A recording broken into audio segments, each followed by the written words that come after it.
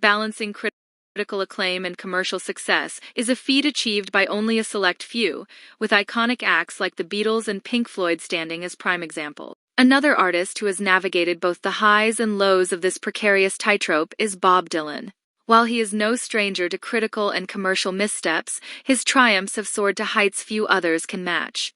Dylan's journey has been so legendary that multiple biopics have been made about his life. Todd Haynes' 2007 effort, I'm Not There, even utilized multiple celebrated actors such as Cate Blanchett and Christian Bale to portray different aspects of his public persona.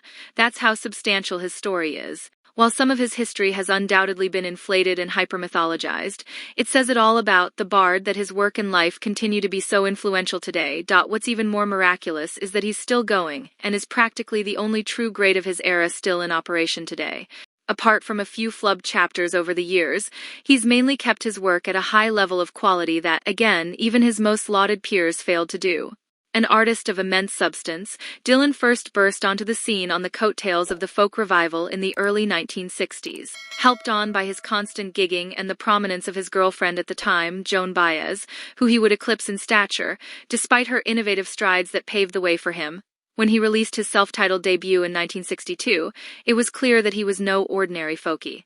Thanks to originals such as Song to Woody and others, his socially aware music, his era's answer to that of the eponymous Woody Guthrie, would become the mouthpiece of his generation. This sentiment was confirmed when he followed up the promise of his debut with 1963's The Freewheelin' Bob Dylan, featuring staples such as Blowin' in the Wind, Don't Think Twice, It's All Right, Masters of War, and of course, A Hard Rain's A-Gonna Fall.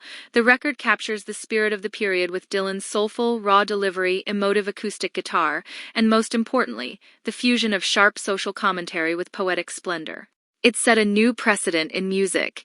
Writing about personal matters had never really been done before, and it changed every musician and fan's perception almost overnight. Dylan then succeeded in his second record with classics in 1964's The Times They Are A-Changin', and Another Side of Bob Dylan, which cemented his place as the definitive voice of his generation. His follow-up was the 1965 double album, Bringing It All Back Home, which featured a first side using an electric guitar and backing band, wherein he resoundingly displayed that musicians should be unburdened by genre or expectation.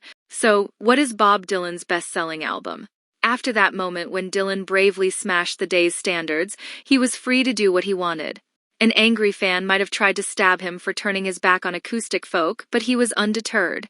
This creative freedom would see him produce some of his most acclaimed and best-selling efforts, such as 1965's Highway 61 Revisited and the following year's Blonde on Blonde. Yet, despite their significance for his career and culture, another of his studio efforts is his best-selling.